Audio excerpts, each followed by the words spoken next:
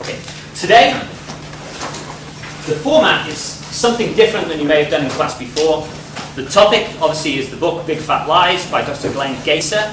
It was very controversial a few years ago. The message is still extremely controversial. I have not heard Dr. Gaser lose a debate on this book based on science in any of the national shows he's been on.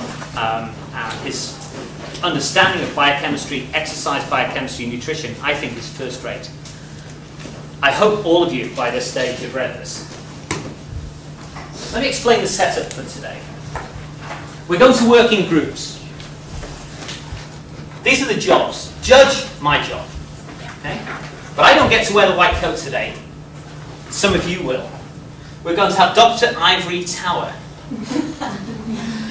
who will wear this, sit in this seat here. He will be ably assisted by his or her lawyer.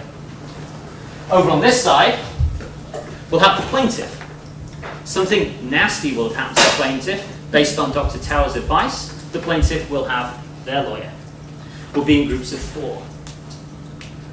I have written down 5 issues and bases for lawsuits.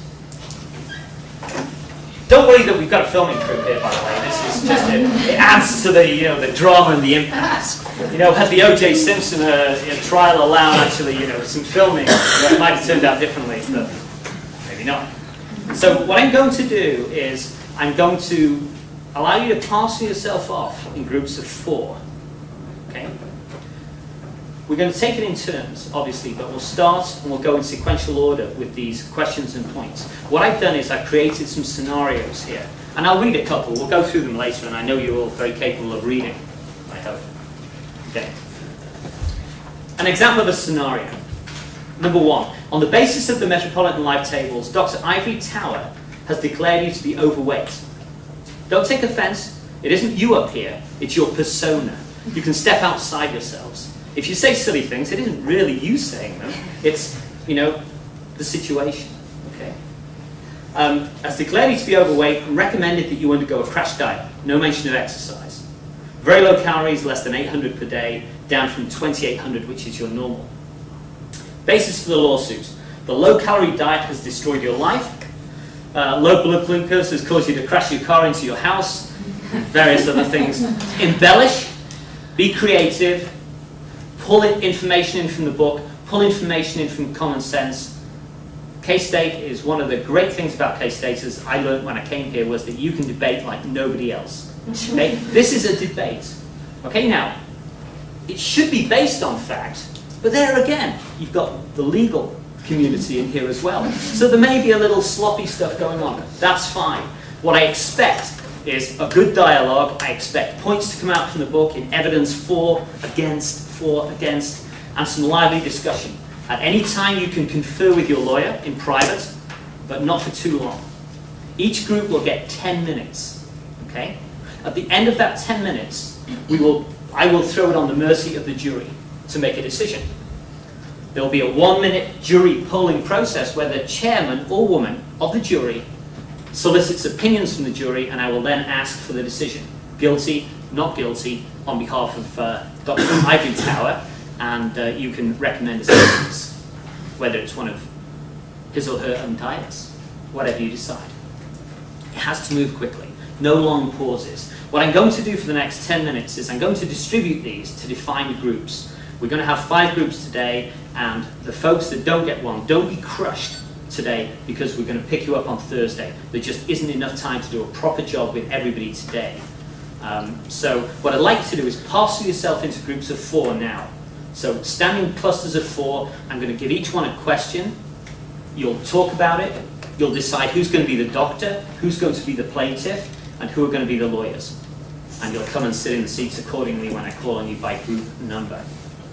Okay? So what I expect you to do is when you get these, have some lively discussion, think of some points of contention.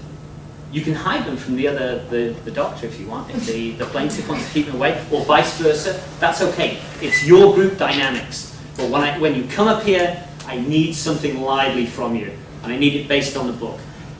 If you say something that's patently incorrect, the judge or the jury can interject.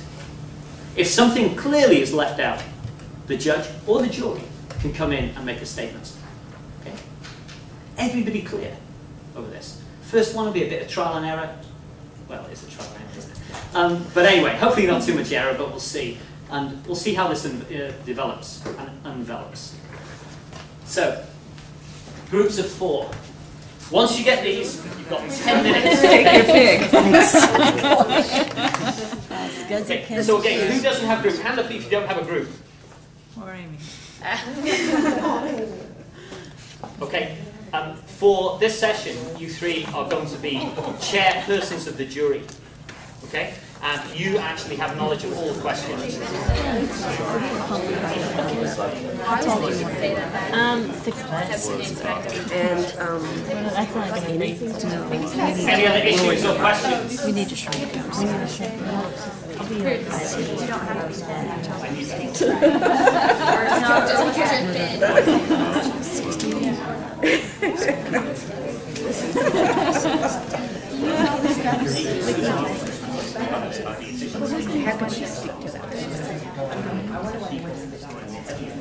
I'm inflating.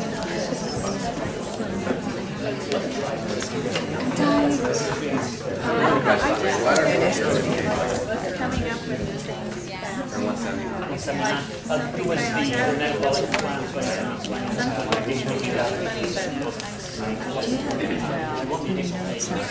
Please, let's ask them to speak up. What I would ask is the ladies in front to spread out a little. I'm sorry, the lawyers in front.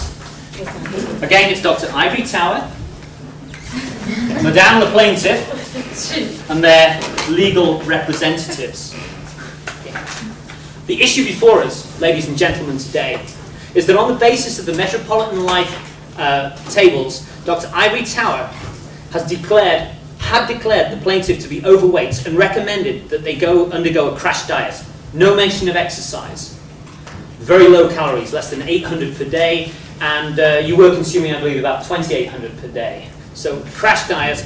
Basis for the lawsuit is the low-calorie diet has destroyed this lady's life, and the low blood glucose has caused her to crash her car into her house, along with, I'm sure, many other problems and issues. So let me open this up, and I'd like to hear initially, I believe, from the plaintiff to state whatever case or whatever evidence you feel you can bring to bear against the reputation, the staggeringly good reputation, I might add, of Dr. Tower. Please, the floor is yours. does the lawyer need to stand up? You can do whatever you want, but the audience has to hear. Do you volunteer first? I have to go first. We come here because Dr. Hightower? Ivory Tower. Ivory Tower puts my client here on a very restrictive diet based on tables that have no basis for what my client's life and lifestyle was. My client is a superb athlete with her muscle tone, because she could also squat 400 pounds. She has massive quads, and she has a BMI that was over 28. Upon going to a physical, she found that she did not fit those, and they said that she did go on a very restrictive diet. Upon going upon this restrictive diet, she had a caloric intake of 2,800 calories because she needed that to perform well as an athlete. She had a pro career set up for her upon graduation from university. But now, because of the health restrictions and of the impediments that were put upon her because of such a restrictive diet, she has foregone a career that would have been very lucrative for her, not only in just the being able to play, but you know, Nike was going to pick her up. And now she has lost that endorsement. She did well in school, but not quite as well because she was dependent upon this pro career. Upon her being put on this restrictive diet, of course she lost all the energy, could not perform well, but she also got severe health benefits that will plague her now for life. And upon 2001, one of our latest journals, we found that upon fasting, it affects our metabolic insulin, the inflexibility of our body to use the insulin, she has now developed type 2 diabetes. It will be with her for life because of the restrictions that this doctor put upon her. She has lost her career, she's lost her ability to perform well, and she has health conditions that will plague her for life. We'll let the doctor explain it herself. Thank you very much. We'll now turn to the defendants.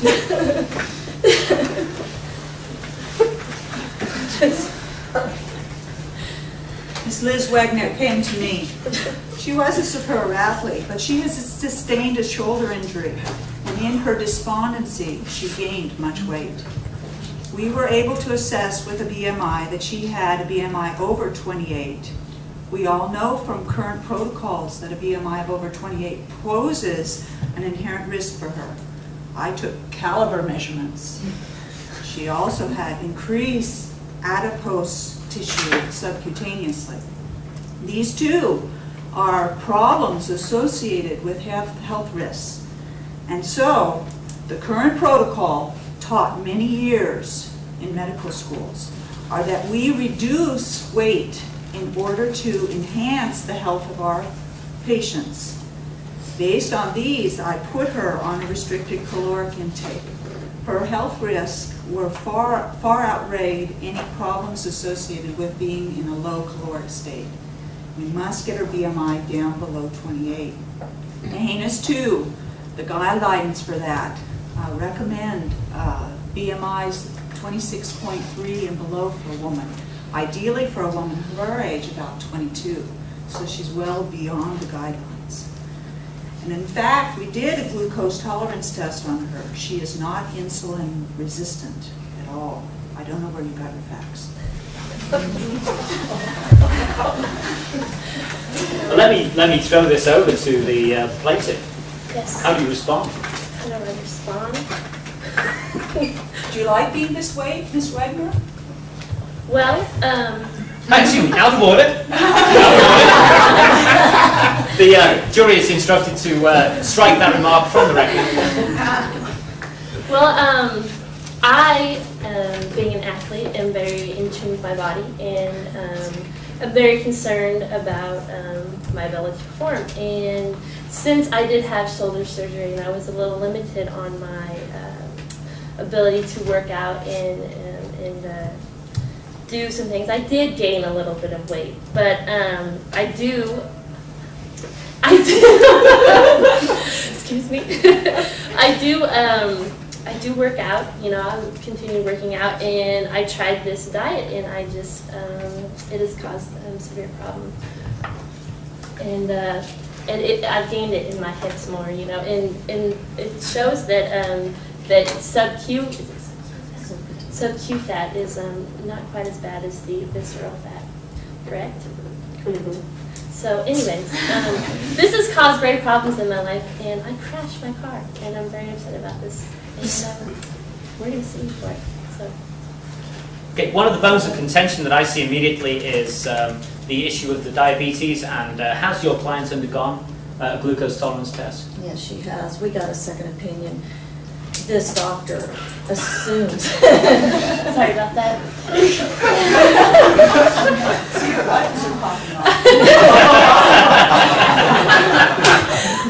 Okay, and could we hear the results, please, of the glucose tolerance test? Is she in fact insulin resistant? Yes, she is. Yes, she is. Okay, and I'd like to see those records later before I put any decision on the table. Now, legal defense.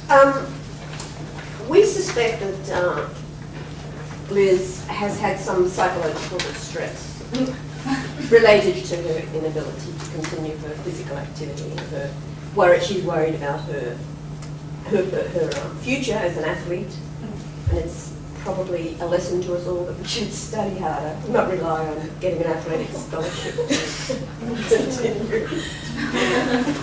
And we suspect that any ill effects she has have resulted from the psychological distress that has accompanied her. I'll agree with you. There has been psychological effects, but that's because she has not been able to exercise because of such a restricted caloric intake. She can no longer exercise, and she has sunk into a deep depression directly caused by the diet from Dr. Ivory Tower. Has she engaged in altered states due to that? Well, the deep depression that leaves her on the couch outside, the one time she tried to venture forth and crashed into her house. You know, she is... No substance abuse? Absolutely not. Who said that? Apart from the diabetes, how would you describe your client's physical state today? Apart from the mental derangements, which obviously are severe, the loss of property, the loss, as you say, of her ability to regulate her blood sugar. Well, she has become hypertensive, and we don't know. It's also, I think, partly both because of the restricted diet and partly because of the stress that she's been under. So not only has she developed type 2 diabetes, now she is hypertensive and very likely will have to be on medication for that. Do you consider, had the Dr. Tower put her on a program that included maybe a moderate caloric restriction with an exercise program that she could perform with her shoulder, that things may have been improved? Absolutely. Absolutely, because she probably should have reduced her calories somewhat because she was on 2,800 because she was exercising 3 to 4 hours a day preparing for a pro career. Well, with injured shoulder, that amount of activity reduced, so she had to reduce her caloric intake somewhat, but include exercise. And this doctor did not say that she should exercise and reduce her caloric intake too severely. Closing arguments. Is she still on her diet? Are you still on your diet? No. I'm wising up. I put it to you that when you came off your diet, you ate poorly, and you ate too much fat and sugar in your diet, and that's what's caused the negative effects on your glucose tolerance and your high blood pressure. And in our defense, we used a euglycemic hyperinsulinistic pump to perform our test. Your current doctor only used a bolus of sugar with blood draws afterwards. We used the gold standard, by the way. But you did the standard when she came in for the initial test. After, you did not do follow-up studies on her. You gave her this restricted diet and this set her loose and left her with, she should have had to be coming into you weekly under such restrictive means. And after she became in a weakened state, we brought her to other specialists who showed this. Okay, last word. 10 seconds for the last word, then time is upon us. She didn't follow her doctor's orders. She went off the diet in a way that was going to affect her health. And Okay, thank you. I think we've heard enough. Let me now throw this over to the jury. And the jury has 1 minute.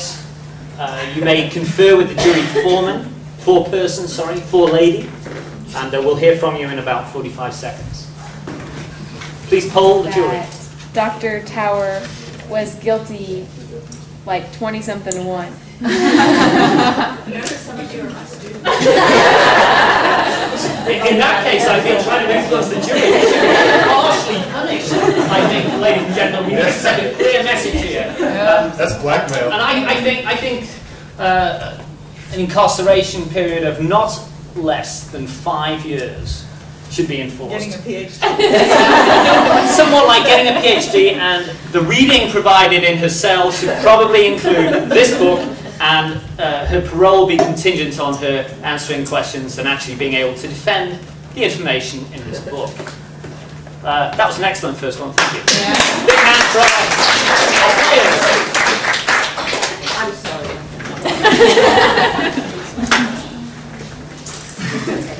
Okay. Please, no laughing. The gravity of the situation in front of us is extreme, and I'm sure after you've heard the case, you'll agree. On the advice of Dr. Ivory Tower, the plaintiff had undertaken a massive lipectomy, massive removal of fat, 25 pounds of it from his body. Before surgery, blood pressure, blood glucose, and cholesterol were all excellent. The basis for this lawsuit that we hear today is that since surgery, this poor individual has been diagnosed with high blood cholesterol, glucose intolerance, atherosclerosis, and suffers from severe angina. The prognosis for recovery without heart surgery, poor. Residual pain from surgery has rendered this poor individual unable to exercise. And I'd first like to hear from the plaintiff or plaintiff's counsel. Well, to start off with, Joe here, he's a 40-year-old male who at one time was... With 40. What's that? Nothing wrong with being 40. I'm sorry. No, by all means. But Joe here at one time was 230 pounds. Now we rendered him 205 because of the loss of the 25 pounds that Dr. Tower over there has removed from him.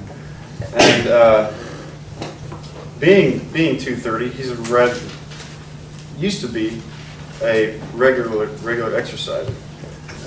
He has a membership to the gym downtown, and he goes there 4 days a week, and he used to go there on a pretty regular basis.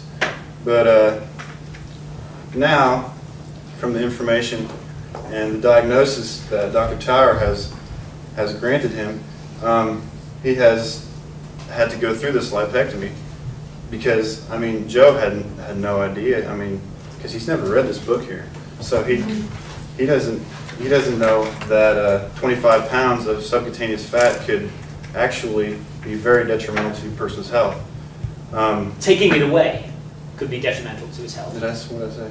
Oh, you just said 25 pounds of fat could be detrimental to his health. Oh, taking it away, yeah. Yeah. Could you explain the basis for that, please, sir? Well, based on research, it has been shown that cutaneous fat contains an enzyme called lipoprotein lipase that in turn takes out blood lipids, fatty acids from, or fatty acids from the bloodstream.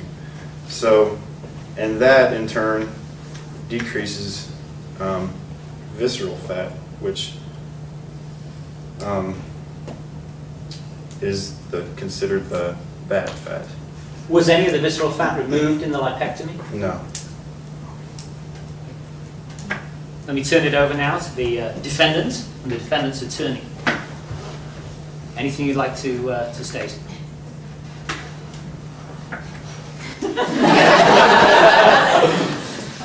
They can have a conference. They do it all the time. They'll be there. It costs $150 an hour. What you were saying before, taking the fat away, are you clear on that? Because it seemed like before you weren't so clear about not taking the fat away. I'm crystal clear. Oh, okay. Crystal. Just one. Used to weigh 230, now I'm 205. Also add that Joe over here works at Nashville's, and he's a regular alcohol drinker. So this may have some effect on his post-surgery and outcome. Anyway, the arteriosclerosis in there is known. It takes a long time to build up. So just after surgery, I don't think it has such a dramatic effect. Do we have evidence from the blood profiles? Do you have a recent blood profile? Joe would not donate that to us. Okay, so the plaintiff has been obstructed in gathering her evidence, and there hasn't been full disclosure. This is very serious, very serious. Any comments? I was just taking advice from all the way.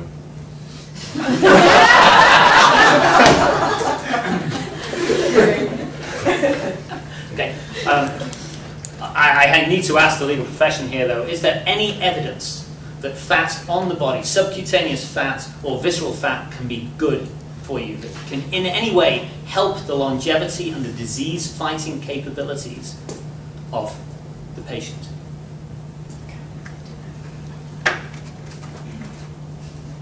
All I know subcutaneous fat is been known to increase blood pressure in studies, and so stresses out your arteries and stuff, and takes more pressure to get blood to the heart. So removal of that should increase blood pressure. And did it in fact decrease blood pressure? Do you have any evidence as to whether blood pressure has changed? Blood pressure rose. Ooh, blood pressure went. So now we have a thinner, hypertensive. This sounds very bad. Very, very bad to me. What also came to my observation is after the doctor did the lipopectomy, he noticed that Joe was rather stressed too because of it. And as a result, studies have shown that the adrenal gland does release cortisol, and that does increase fat deposits. Okay, so it could be a stress reaction to this. Knowing what you now know, would you still have advocated this surgery for this poor, damaged individual that we see before us today? Yes, because he was exercising tremendous amounts, and he was not achieving the results he wanted. He wanted to look like a model. 4 days a week, 40 years old. He wasn't exercising. That's not strenuous. 4 days a week. He wanted to lose body fat and become more ripped and model-like, so I recommended that he get rid of his subcutaneous Did you say fat. this, Joe? Well, my wife told me she was going to leave me if I didn't. It's the stress that I was under, but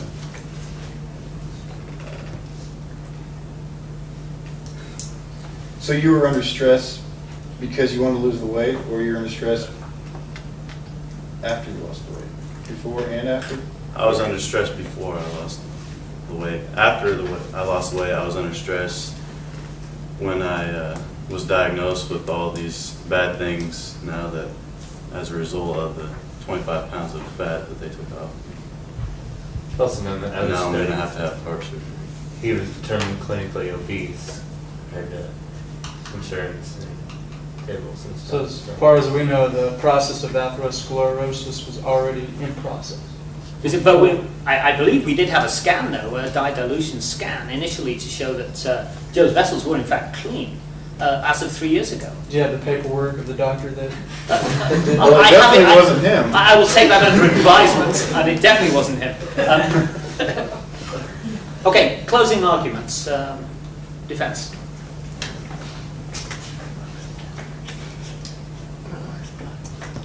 Yeah. Well, as far as I can tell, before the process happened, he was overweight, but then his lifestyle also showed that he was a very serious smoker and that he was a drinker.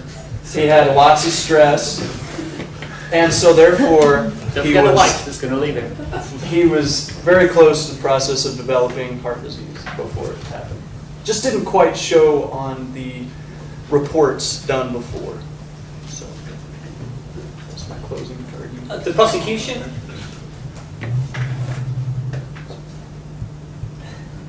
Yeah, exactly. I totally disagree with everything you just said. It is clearly shown that the judge here explained to you that before he went through this surgery, he had low blood pressures. I mean, everything. Glucose levels were perfect and everything. So you totally just contested that what we have here on record is falsified, and that is incorrect. So basically, I think his wrongdoing of taking, 25 pounds from a 230-pound individual is really not that bad, because each individual is predetermined a set point that states that just because all these height weight tables say you might be overweight, underweight, and whatnot, they totally they take into consideration frame size, but other than that, nothing else. I mean, they just go by height and weight, and that really shouldn't shouldn't be that way. So Joe here, there was nothing he could do to reduce his fat intake. He was just 230 and he was exercising. That was a predetermined, genetically determined set point. And I really think that he should have never gone through with this procedure if he would have known that this individual right here was doing everything he could to maintain his weight. Let's touch the issue of personal gain. And how much have you charged for this lipectomy? $20,000. $20,000. And did that in fact help you buy the top of the line BMW that you drove here today? No, I drive a crappy 71 car though. That's very noble. It must be in the Swiss bank accounts. Any brief closing arguments? Just that after the surgery did take place, Joe continued to smoke and drink and continue on with the lifestyle. He was stressed, so I believe that in fact caused his blood pressure to go up. And the other risk factors, cardiovascular. Okay, well, I just need to interject something at this point. So you see, I'm actually privy to something that the legal counsel tried to keep away from you for both sides, but I need to share that with you. It was a gnarly situation altogether, but Joe did in fact go and speak to Dr. Ivory Tower when he had a physical pre-surgery. And anyway, he was diagnosed with various conditions, and his wife was then called into the office in the absence of Joe and given the opportunity to help Joe. And in fact, the doctor said that because of his condition, that Joe needed to be looked after very well. She must get up early, give him no stress, but cook him a good breakfast, cook him a nice lunch, no stress, do all the housework, okay? Massages every day, and allow him to go on long golf playing trips whenever he wished, and of course stay out late drinking at night with his buddies. This, as I said, was just the advice given to her, and this was what the doctor had said was the only way, short of lipectomy, of prolonging Joe's life. Do you know what happened then? As the wife was leaving the doctor's office, Joe said, well, what did he say? Do you know what she said? Die or lipectomy. Anyway, Madam Foreman of the jury, would you like to poll the jury? You have 1 minute to do so. It was the cosmetic It was actually, I was going to vote for the doctor until I heard the advice of the wife. The doctor should have. He says, The doctor may not have given him all the correct information about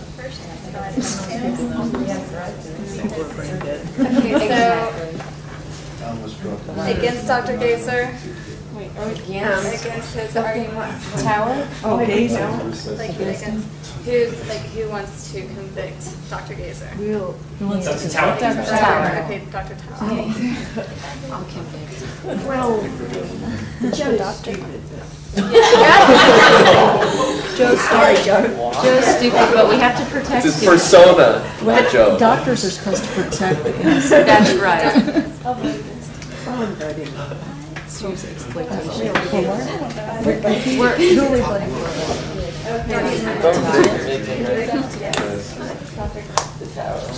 Okay. Do we have a decision? Do we have a verdict? No, Madam? still Yeah, one minute. I drank Okay, water. for our plaintiff. This is half the room. Well, it looks like our Hundred. plaintiffs lost their case. So, well, Dr. Tao, we exonerate you. I would ask, though, that you lipectomize with care in future. Maybe keeping the patient's wishes in front of those for your 71 Chevy and your Swiss bank account. I'm afraid, Joe and lawyer, you'll have to pay court costs in the amount of $300,000. Hey, big hand, thank you. Team number 3. Are we ready, ladies? Obesity is a disease that kills 1,000 people a day or more in the United States, and that if we were all thin, we'd all be healthier. He's brought up on Barbie dolls. Despite the fact that at 5 feet 8 inches tall, the plaintiff weighed only 150 pounds, he told her that these deposits of subcutaneous fat meant that there were fatty deposits and atherosclerosis in her coronary arteries, and that her chances of dying from a myocardial infarction were very high. The basis for the suit that you hear before you is that the plaintiff went on fen-phen, massive doses of ephedrine, and a low-calorie diet. Her weight is now within Dr. Ivory Tower's desirable range. However, she is unable to sleep, unable to work, she shakes all the time, and has a pronounced heart murmur. She is now unemployed and unemployable. Even her best friends have trouble dealing with her. I'd like to ask for opening statements from the prosecution, please. Yes, we have come before you because JC has encountered many side effects due to a diet that Dr. Tower has placed her on, and has misled her in many ways. His desirable range, if you will, seems a bit strict. JC is 5'8", and at the time of the visit weighed 150, which according to the BMI equation was at the lower end of the desirable range. I'm not really sure how he was led to believe that my client was obese in any way, and that obese, according to the BMI, is a total over 30, and my client was under 23. We have reason to believe that he was a little mixed up in his assessment of subcutaneous fat, leading to atherosclerosis. It's been proven that subcutaneous fat helps the body to pull fat out of the bloodstream. So I'm not really sure how the arteries could be clogged due to these things. And my client is a fairly active individual, and chances of myocardial infarction probably are somewhat low for this 21-year-old female. Yeah. Oh, you'll get your chance. Okay. You'll get your chance if you can just, please not disturb the court too much. You can stand if you wish, madam.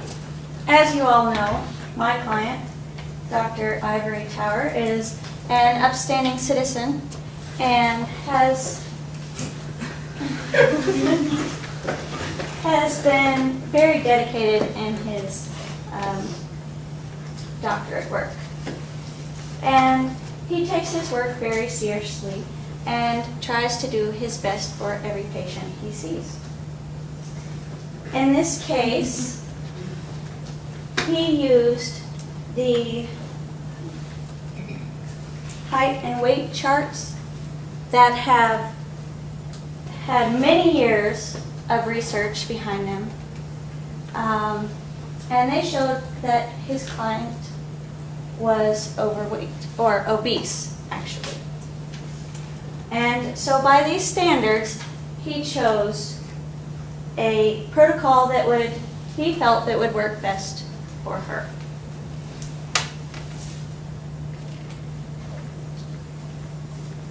She is 5'8" and weighs 150 pounds. And she was fearful that she was going to gain more weight because as she has gotten older, she has continuously gained weight. Thus, he put her on a low-calorie diet to keep her from gaining more weight, and prescribed fen-phen, which at the time was not known to be harmful. And The plaintiff also mentioned that massive doses of ephedrine were prescribed, but Dr. Ivory Tower here says that he prescribed his client to read the bottles.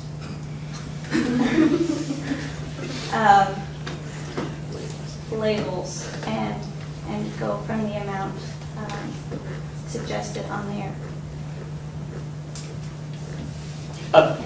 Is it true that your client actually took massive doses of ephedrine, far greater than were directed on the label of this product?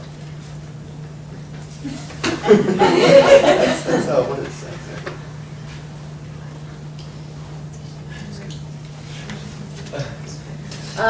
We were not aware that this was in a bottle. She was directed to over-the-counter medication, and there is a range of dosage. Still shaking. Yes, I'm resting. Okay, and any other comments from the doctor here?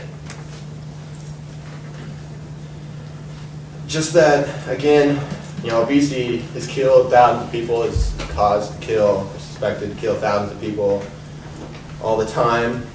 Being thin has been shown through all of the MetLife tables to increase the life expectancy, and especially as you age, you don't want to gain the weight according to those charts. And since she was gaining weight over the years, she was fearful again that she was going to continue to gain weight and continue to become larger. So we recommended a lower calorie diet in the fen-phen and smaller doses of ephedrine. So we didn't want her to continue to gain weight and develop diseases from that. Okay. Is it not true? I mean, from my reading, I seem to understand that with the height weight tables, those people who have the lowest incidence of death and disease happen to be those individuals with the lower weights, but those are also the younger individuals. If you take out the age category, the heavier individuals actually maybe seem to be healthier, certainly than the underweight individuals. And I quite honestly think that if the plaintiff here was to follow your advice much longer, her body weight would soon be at least under the desirable range. And does this not carry, I put it to you that this might carry the risk of increased risk of cancer and osteoporosis. Could you clarify this point, please?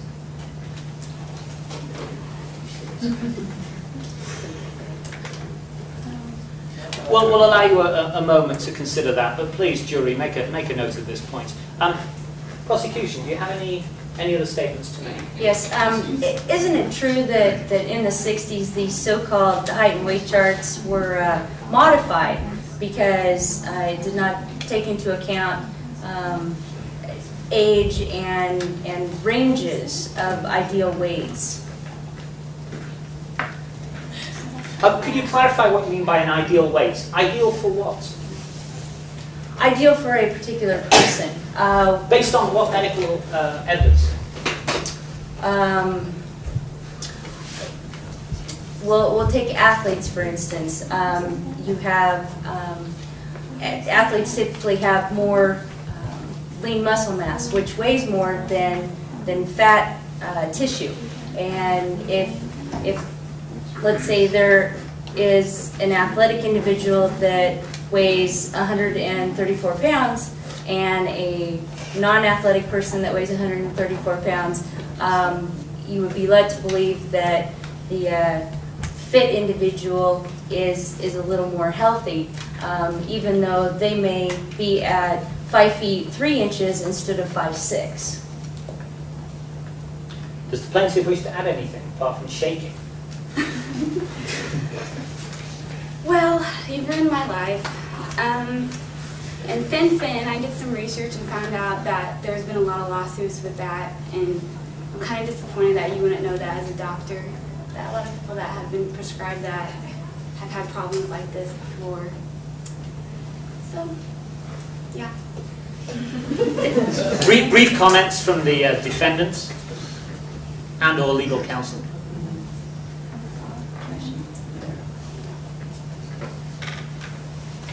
my client, along with his patient here, as well as all his patients, he suggests they come in for follow-up appointments where caloric intake or medication can be adjusted. However, that is totally up to the patient because it's only recommended. They have to be responsible for coming in to change and to do a follow-up. Is there a charge associated with that follow-up visit? That it has to be borne by the patient rather than the patient's insurance company? Just something for the jury to consider. Okay.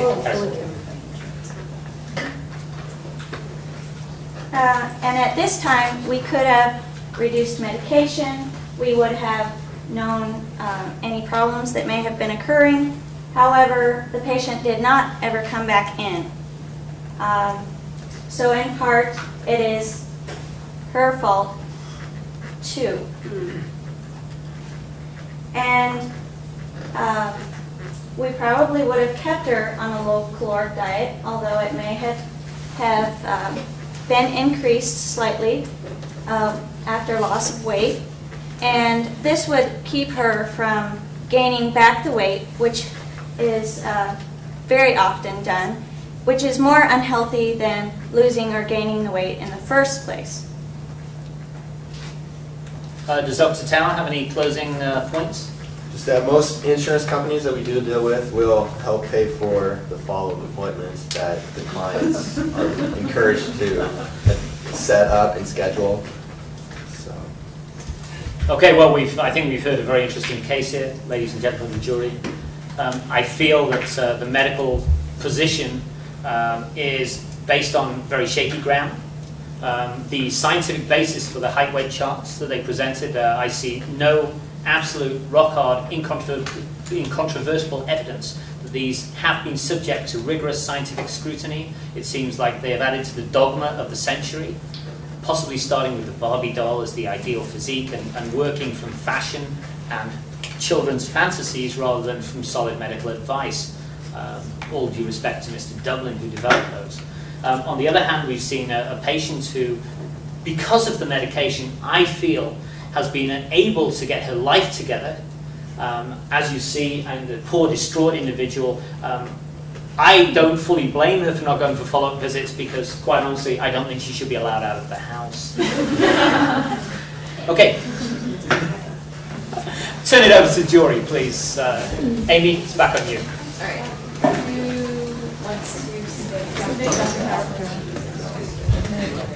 I think the judges somebody was biased. I do too.